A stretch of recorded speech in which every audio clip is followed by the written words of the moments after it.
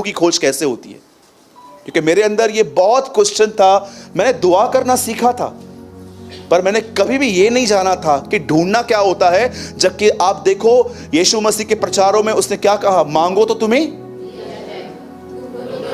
ढूंढो तो तुम पाओगे।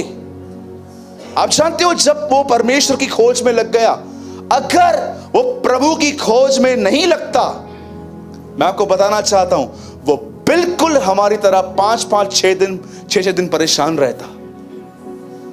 आपको पता है आज हमारे अंदर स्ट्रेस और डर क्यों आता है? कभी आपने इस बारे में सोचा है? छोटी छोटी बातें आपको डिस्टर्ब करती हैं, छोटी छोटी बातें। भले ही आपका पति नहीं जानता है, आपकी पत्नी नहीं जानती, आपके बच्चे नहीं जानते, आपका पास्टर भी शायद ये बात नहीं जानता है, लेकिन आप ये बात जानते हो कि ब्रदर, मैं स्ट्रांग होने का कई बार नाटक करता हूं, पर सच ये है कि मैं वीक हूं इनसाइड। क्योंकि एक इंसान की ताकत उसकी विपत्तियों में दिखती है। लिखा है, यदि तू विपत्ति के समय साहस छोड़ दे तो तुझ में बहुत कम शक्ति है। आप और मैं कितने स्ट्रांग हुए हैं वो सिर्फ और सिर्फ तब पता चलता है जब हम पर विपत्ति आती है। और आजकल क्या है, वो विपत्तियां नहीं आती हैं। आज विपत्ति है कर्जा, बीमारी, बच्चों का पढ़ना, ब्रोकन रिलेशनशिप्स, ऐसी विपत्तियां आती हैं। उन दिनों में राजा मारने के लिए आते थे, अरे वो लोग तो वो भी लड़ लेते थे।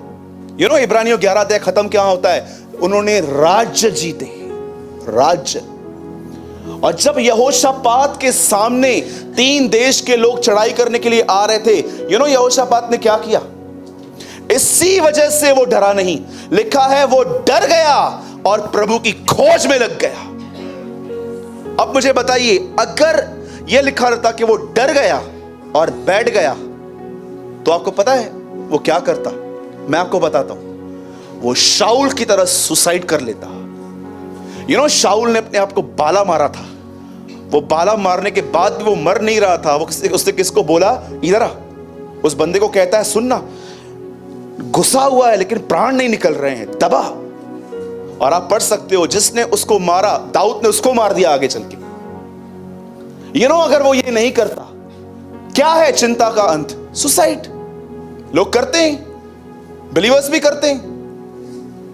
2 लोग थे जो प्रभु के द्वारा अपॉइंट हुए थे, यहूदा इस्करियोती और शाऊल, दोनों ने सुसाइड किया था, दोनों ने।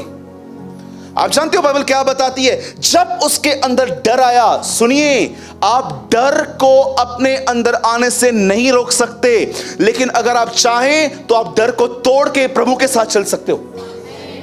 इस बात को हमेशा याद रखना। हर व्यक्ति, अरे यीशु ने इतनी बार ये नहीं कहा कि पाप मत करो, उससे कई बार उसने ये कहा, डरो मत, don't be afraid, fear not. बहुत सारे ट्रांसलेशन में लिखा है फियर नॉट, डरो मत। लिखा है यहोशापात डर गया। एक समय के लिए उसने सोचा। और आपको पता है, एक राजा होने के नाते, एक्चुअली ह्यूमनली स्पीकिंग, उसे क्या करना चाहिए था? उसको अपने सेनापति को बुलाना चाहिए था और पूछना चाहिए था, कितने प्यादे हैं, कितने वजीर हैं, कितने ये हैं। पर बाइबल बताती है वो प्रभु की खोज में लग गया। और देखो उसने खोज कैसे की। वो सीधा प्रभु के सामने नहीं कहता है जाके मैं तकलीफ में हूं, वो सबसे पहले प्रभु को शेक करता है। वो उसे बताता है तू कौन है। वो उसको कहता है, क्या तू वही नहीं जो इब्राहिम का मित्र था?